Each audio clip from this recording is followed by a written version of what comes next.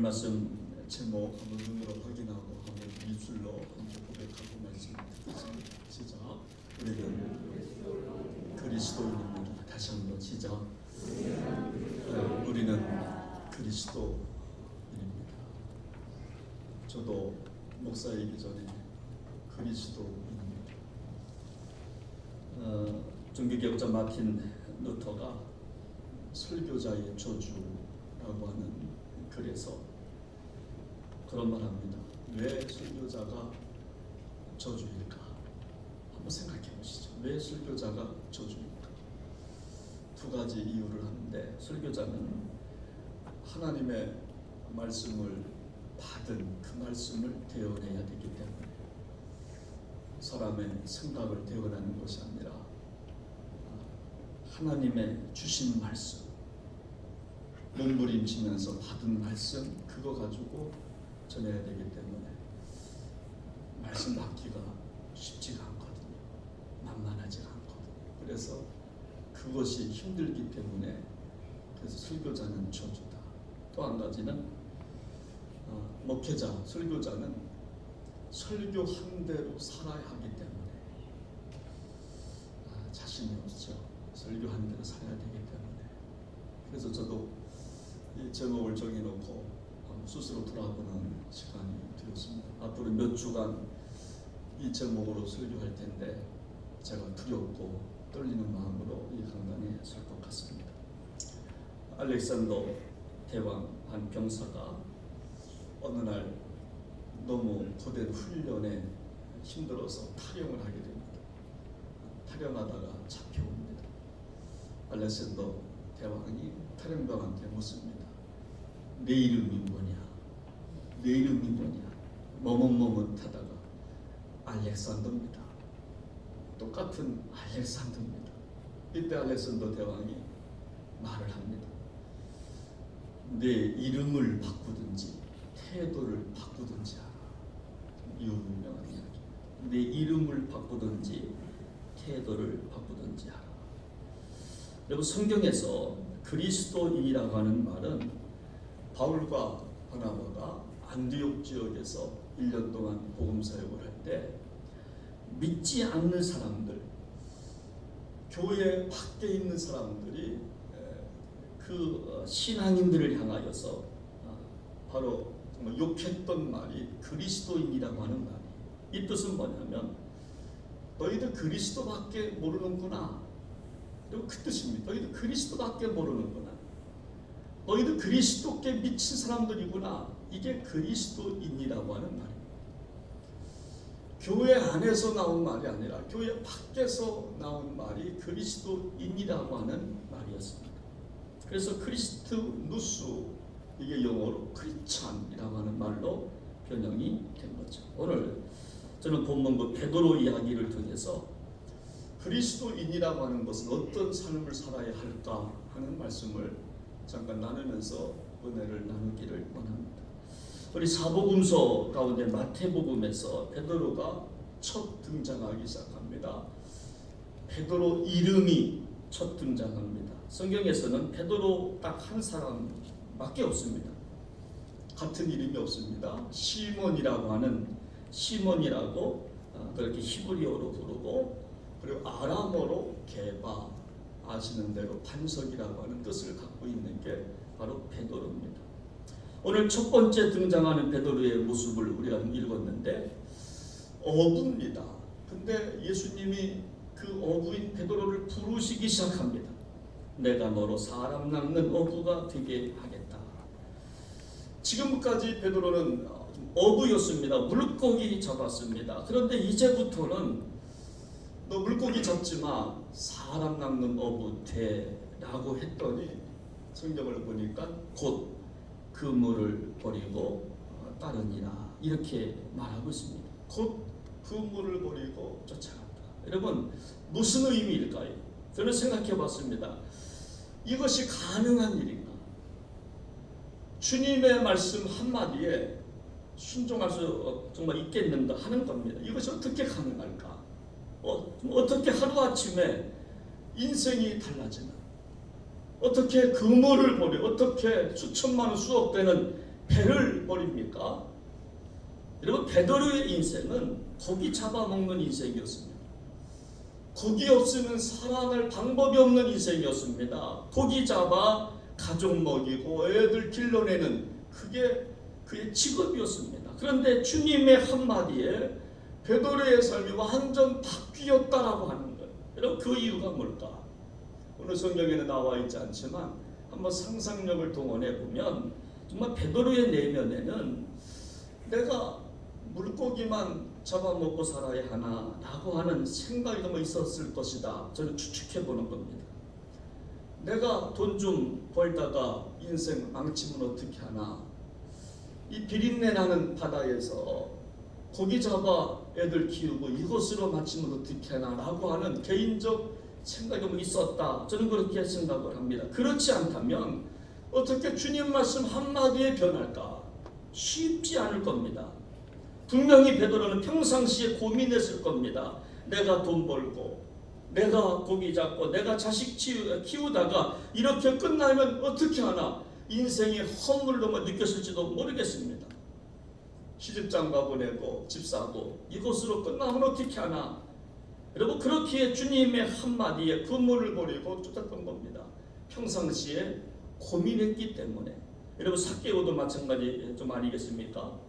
삭개오가 누굽니까? 동족의 피를 빨아먹는 사람이 삭개오였습니다. 그래서 늘 고민이 많았을 겁니다. 내가 이렇게 살아도 되나? 내가 세금 빼돌려주면서 살아도 되나? 그래서 예수님께서 그 동네에 왔을 때 부릅니다. 삭개오야, 삭개오야, 내려와라, 내려와라. 이 한마디에 그 삭개오 주님을 따르기 시작합니다. 여러분, 다른 것만 아니라 내가 토색한 것 4배나 갚겠나이다 회개하기 시작합니다. 여러분, 평상시에 고민이 없었다고 한다면 아마 변하지 못했을 겁니다. 삭개오도 많은 생각을 하고 살았던 것 같아요.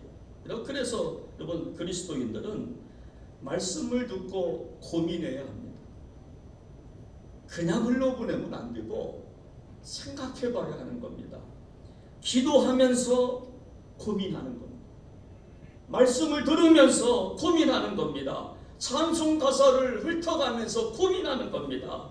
그때 좀 어느 순간 말씀과 함께 부딪히기 시작하면 그때 변화가 되는 줄로 믿으시기를 바랍니다. 여러분, 그래서 베드로 인생을 이렇게 요약할 수가 있는데, 베드로는 신비함에 눈을 뜨고 그곳의 인생을 맡겼다. 저는 이렇게 한 줄로 요약하고 싶어요. 베드로의 인생은 뭐냐면 신비함에 눈을 떠는 인생이었어요. 그리고 신비함에 자기 인생을 의탁했어요. 신비주의는 아니지만 신비함이 뭔지 좀 알았던 것 같아요. 여러분, 우리가 돈을 버는 것은요 신비하지 않습니다. 누구든지 다 하는 일이니까. 물고기 잡는 거, 어부가 물고기 잡는 거 당연한 겁니다. 이거 신비한 일이 아닙니다. 사업가가 사업하는 거 신비하지 않습니다. 직장인이 직장 다니는 거 신비한 일이 좀 아니지만, 베드로가 고기 잡는 인생이 사람만은 좀 어부가 되었다. 이것은 신비한 것입니다. 그래서 그리스도인은 누구냐? 우리는 그리스도인입니다 라고 하는 제목을 갖고 설교하고 있는데, 그리스도인이 누구냐? 그리스도인은 신비함을 볼 수 있어야 그리스도인입니다. 여러분, 그리스도인이 누구냐?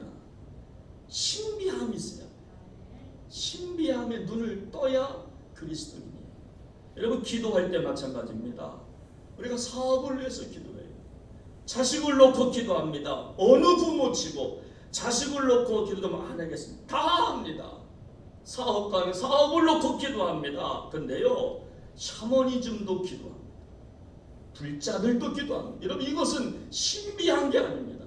성경을 조금만 알면 기도합니다. 그러나 베드로는 영적인 삶에 눈을 뜨기 시작했다라고 하는 거예요. 그래서 고기 잡는 인생이 사람 낳는 인생이 된 줄로 믿으시기를 바랍니다. 여러분, 권투 선수 가운데 최우삼 선수라고 여러분 기억하시는지? 정말 오래된 한 2, 3년 전 이야기입니다. 이 최우삼 선수는 정말 아버지를 일찍 잃으시고 홀로 어머니를 모시면서 동생과 누나를 주먹으로 싸우면서 가정을 일구었던 최효삼 선수입니다. 그가 마지막 시합에서 피 터지게 싸우다가 판정승을 거둔 이후에 죽어요. 근데 마지막 경기, 마지막 게임을 앞에 두고 최효삼 선수가 자기 동생한테 한 말이 참 지금도 기억이 나요. 야, 우리 가난하지만 부끄럽게 살지 말자. 그랬다. 야, 우리 가난하지만 부끄럽게 살지 말자. 마지막 게임, 마지막 경기를 앞에 두고 자기 동생한테 야, 우리 가난하지만 돈 없지만 주먹 갖고 먹고 살지마. 우리 부끄럽게 살지 말자. 이 말 남기고 마지막 경기하고 그는 끝내 세상을 떠나게 됩니다. 여러분 그렇습니다. 우리 인생 그냥 사는 인생이 결코 좀 아니라고 하는 겁니다. 우리는 예수님의 피, 예수님의 보혈로 구원받은 우리인 줄로 믿으시기를 바랍니다. 창조하실 때 하나님께서 우리 인간을 흙으로 창조하시고 빚으실 때 노하우, 숨결을 넣어주셨습니다. 그래서 우리는 생명이 된 존재인 줄로 믿습니다. 그래서 우리는 신비로움을 갖고 살아야 될 존재. 최효삼 선수처럼 야, 우리 부끄럽게 살지 말자라고 했던 것처럼 우리는 부끄럽게 살 수 없는 존재입니다. 베드로처럼 신비하며 눈을 떠가며 살아가야 될 존재가 우리인 줄로 믿으시기를 바랍니다. 참으로 만약 우리가 영적 신비로움을 정말 잃어버리고 있다면 우리는 만물의 영장은 못 될 것입니다. 영적인 목마름에 우리가 둔감해지고 있다면 우리는 만물의 영장이라 부르지 못할 것입니다. 여러분 다윗을 보십시오. 여러분 다윗 왕도요 신비함이 있었어요. 참 신비함이 있었어요. 그 이유는 뭐냐면 정말 일상적인 삶 외에 다른 세계를 봤기 때문에 그렇습니다. 시편 17편 14절 15절 말씀을 보면 이렇게 말씀하기 시작합니다. 우리 한번 같이 한번 좀 읽어보겠습니다. 지금 함께 시작합니다. 여호와여, 이 세상에 살아있는 동안 그들의 분깃을 받은 사람에게서 주의 손으로 나를 구하소서. 그들은 주의 제물로 배를 채우고 자녀로 만족하고 그들의 남은 산업을 그들의 어린 아이들에게 물려주는 자니이다.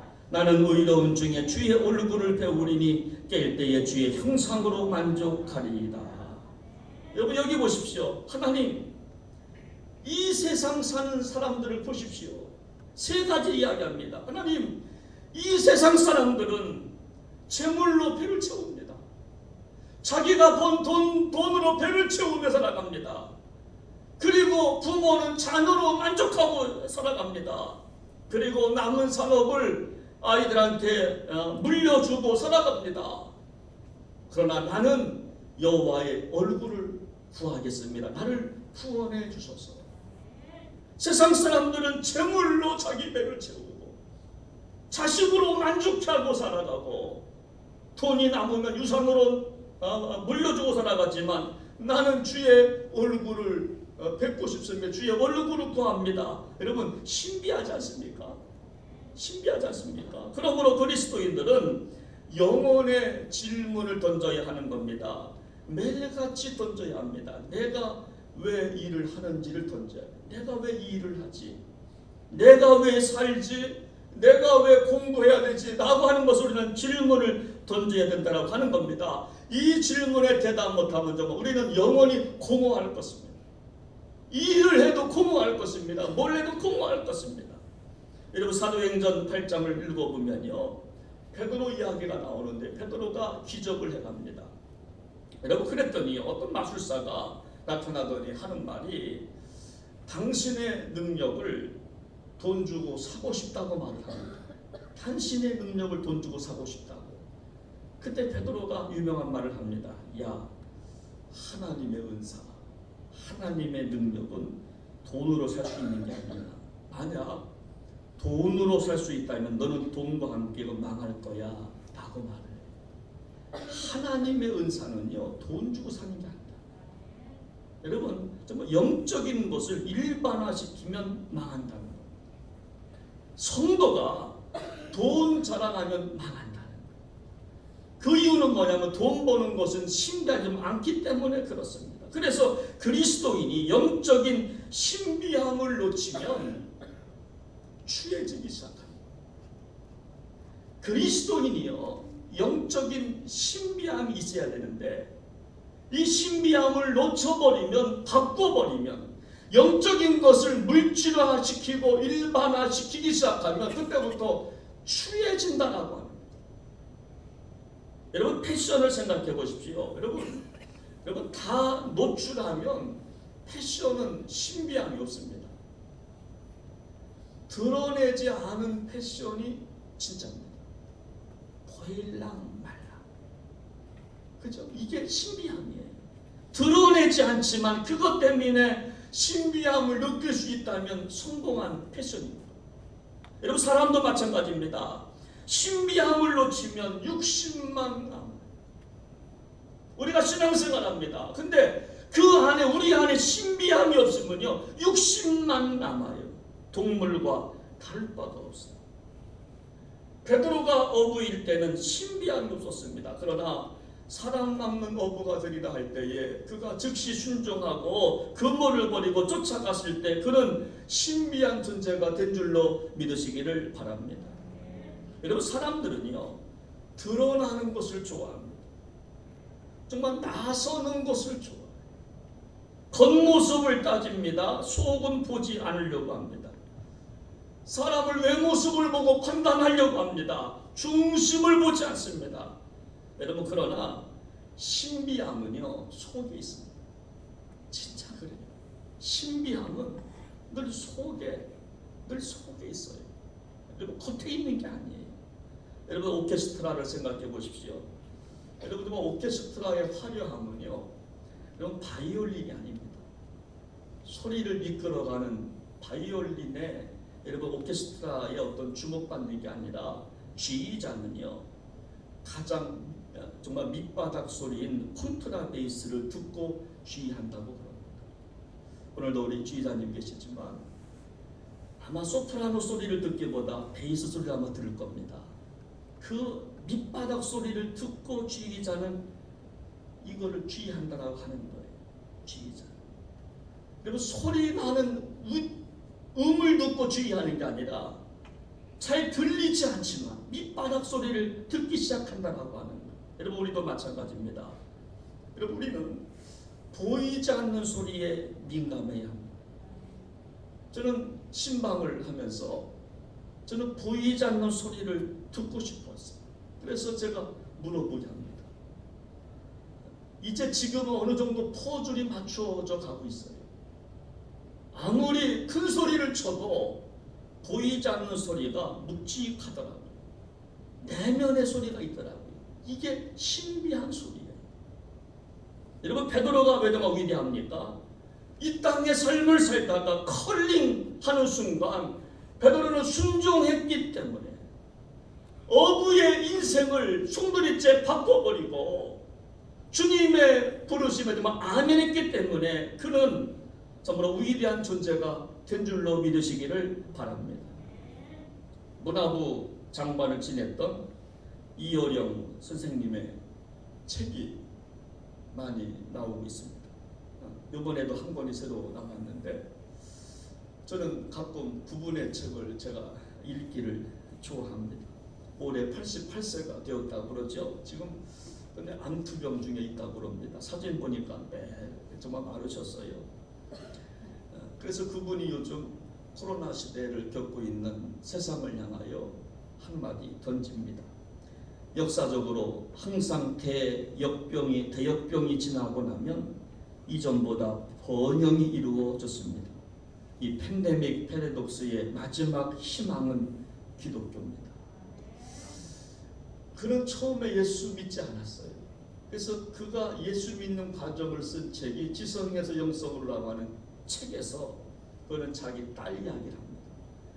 미국에서 변호사로 돈을 많이 벌었던 딸, 그가 나중에는 목사님이 되잖아요. 그도 아버지 앞에서 먼저 천국에 갑니다.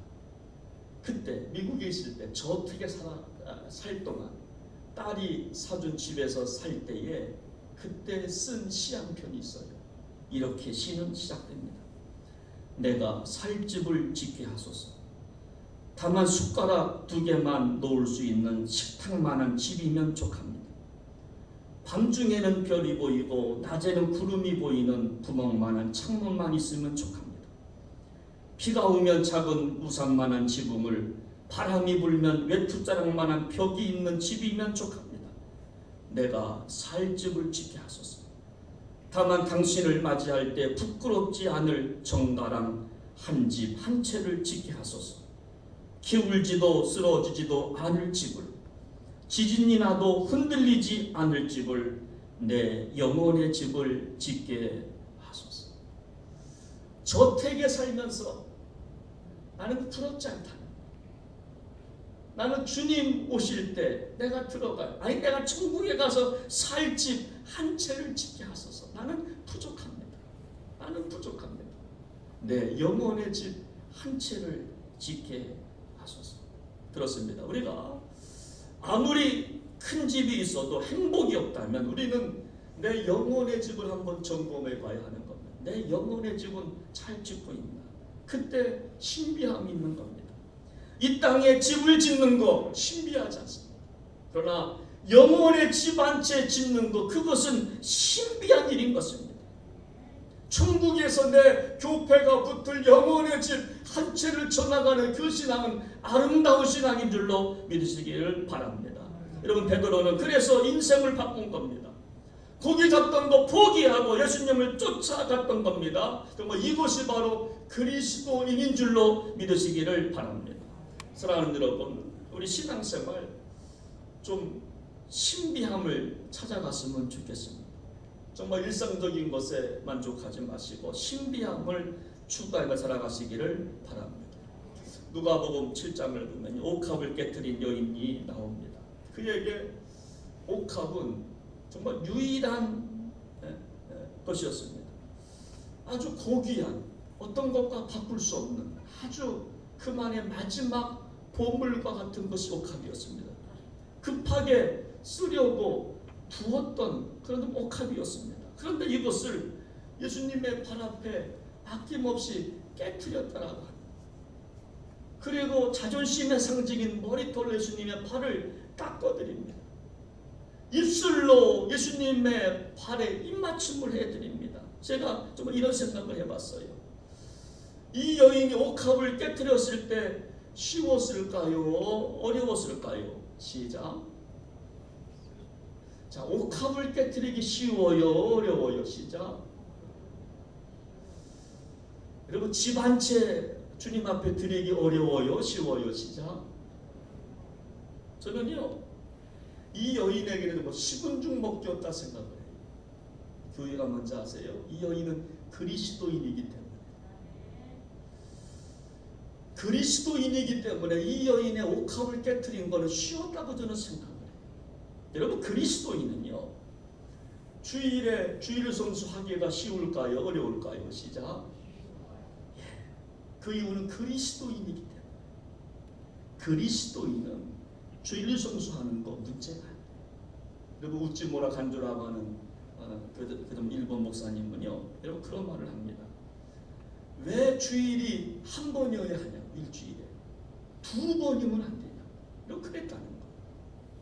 왜 주일이 한 번이어야 되냐고. 만약에 우리 같으면은 미쳤나? 한 번도 배우는데 주님 만나고 나니까 너무나 기뻐가지고. 여러분, 그리스도인은 11조 드리기 쉬워요. 가짜 그리스도인이 11조 생활하기가 어렵지요. 그리스도인은 11조 드리는 거 쉬워요. 그리스도인은 예수 말씀 순종하는 거 어려울까요? 쉬울까요? 시작. 쉬워요. 가짜가 순종하기 어렵지요. 그리스도인은 이런 말씀에 순종하기 쉬워. 우리 교회 우리 순교자 최인규 권사님이 계십니다. 당시 많은 특별히 통합축 우리 목사님들은 평양에 가서 신사참배, 그 당시 23개 어떤 지방이 있었다고 하는데 개표자들이 다 가서 신사참배를 합니다. 또 한강에서 모여서 일본 사람들이 또 좀 해주는 또 세례를 받고 또 목회했다고 또 그럽니다. 그런데 우리 최인규 권사님은 신사참배 하지 않은 것이 쉬웠을까요? 어려웠을까요? 시작. 쉬웠을 거예요. 왜요? 그분은 그리스도인. 그분은 진짜 그리스도인 맞아요. 신사참배하는 거 최인규 권사님은 신사참배하지 않는 거 쉬웠을 거예요. 동방요배 거부하는 거 쉬웠을 겁니다. 왜요? 그리스도인이니까.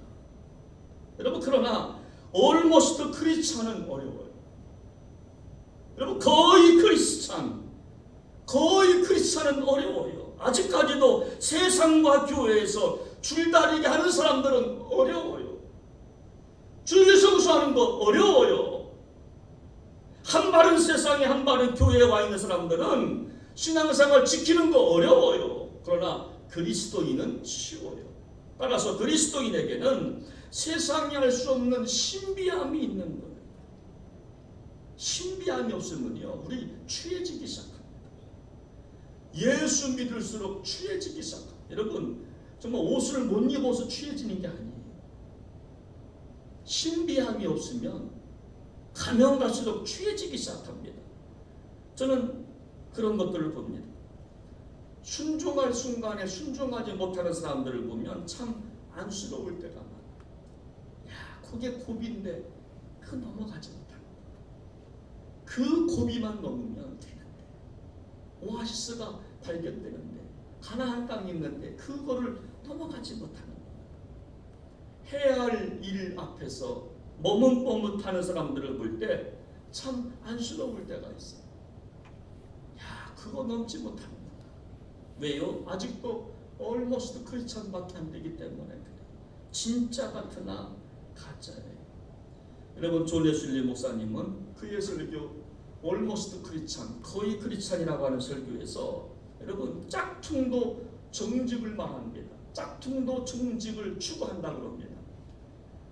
짝퉁도 경건의 모양은 있다라고 설교하고 정말 있습니다. 여러분 짝퉁도요 모양은 있다는 겁니다. 경건의 모양은 있다는 겁니다. 그러나 진짜 그리스도인은요 여러분 그거 보면 안 되는 거죠.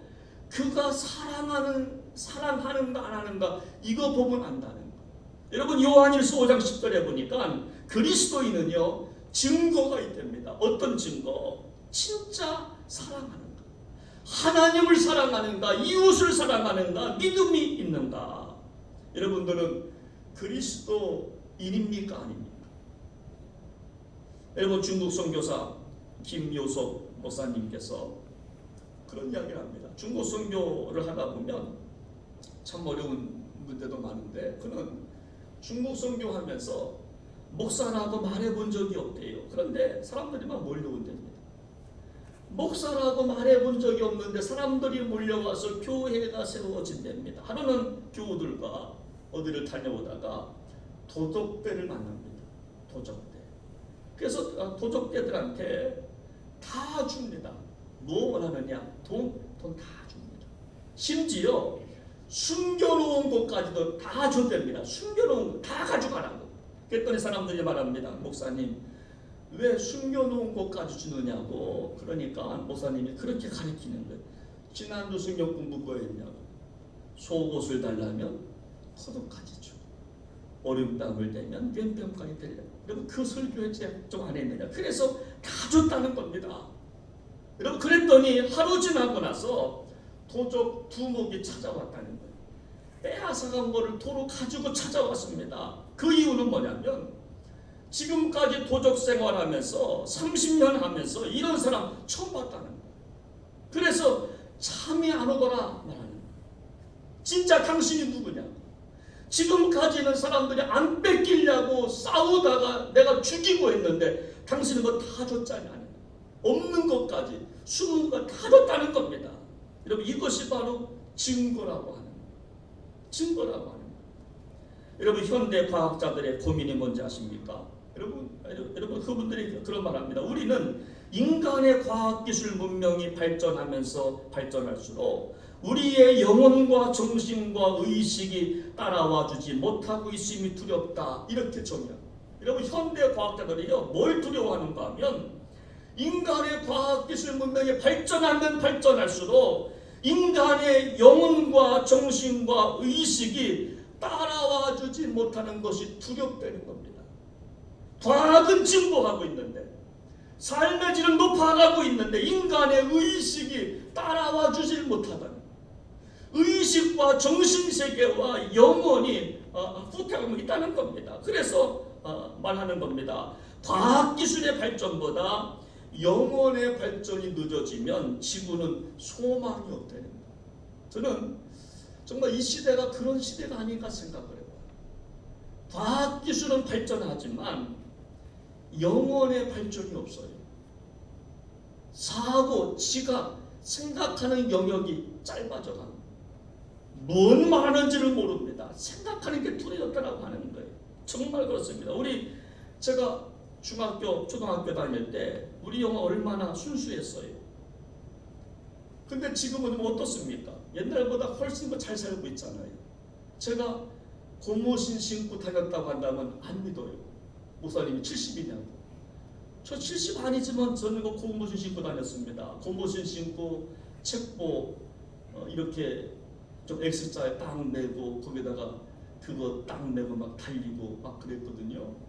그때와 지금 비교하면 엄청나게 천국입니다. 그런데 정신적인 건, 영적인 것은 좀 어떻습니까? 결코 좋아졌습니까? 좀 아니라고 하는 거예요. 우리는 그리스도인입니다. 정말 세상 사람들과 똑같이 살 수 없는 존재인 줄로 믿습니다. 우리 모두 그리스도인 우리가 기억하고 좀 더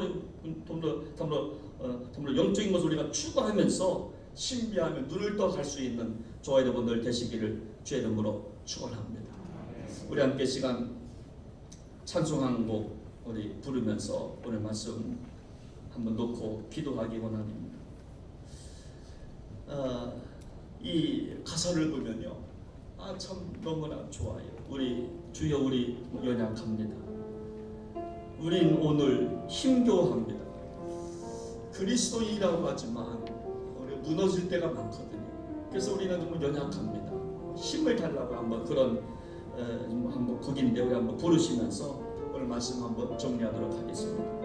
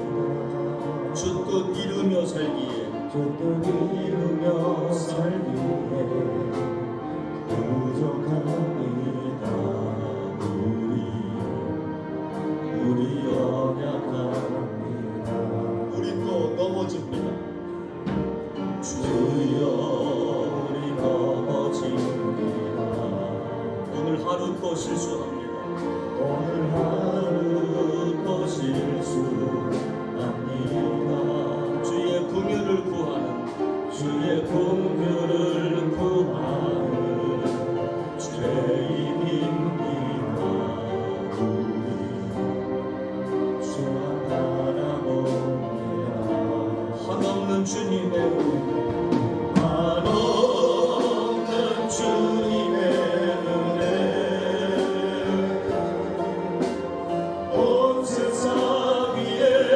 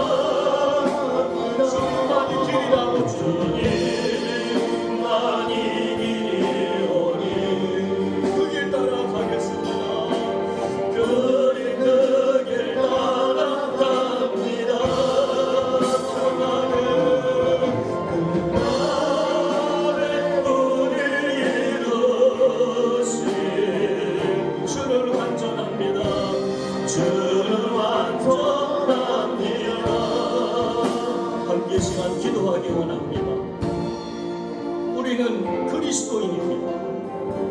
아니, 나는 그리스도인입니다. 여러분, 그리스도인 증거가 무엇입니까? 여러분에게 증거가 있으신지? 하나님, 우리 연약합니다. 우리 나약합니다. 또 넘어집니다. 그리스도인이라고 하지만 때때로 그리스도인인지 아닌지 모를 때가 얼마나 많이 있는지, 하나님, 오늘도 하나님의 은혜가 그래서 필요합니다. 그리스도인의 신분답게 신비함을 추구하면서 먹고 입고 자고 물질로 배를 채우고 자식으로 만족하고 남은 물질 후손에게 남겨주는 것은 신비하지가 않습니다. 하나님, 우리 그리스도인은 신비함이 있어야 될 터인데 나는 아버지 앞에 보여줄 신비함이 무엇입니까? 우리는 그리스도인입니다. 우리 함께 오늘 말씀 붙잡고 다 함께 기도하기 원합니다. 하나님 아버지, 하나님 아버지, 하나님 아버지, 나 그리스도인 맞습니다. 우리 그리스도인 맞습니다. 하나님을 영화롭게 세상을 아름답게, 나 그리스도인 맞습니다. 하나님, 우리 그리스도인 맞습니다. 하나님 아버지, 하나님 아버지, 신비함은 속에 있는데 우리 안에 신비함이 있습니다. 하나님이 보시기에 우리의 신비함이 있습니다. 하나님의 영혼이 우리 안에 있습니다. 우리 성도 맞습니다. 우리 모두 천국 백성 될 수 있는 복된 성도들 모두가 되게 하여 주옵소서. 연약합니다. 노약합니다. 하나님 붙들어 주시옵소서. 그리스도인답게 살아갈 수 있는 저희들 되게 하여 주시옵소서. 존귀하신 예수님의 이름으로 간절히 기도하옵나이다. 아멘.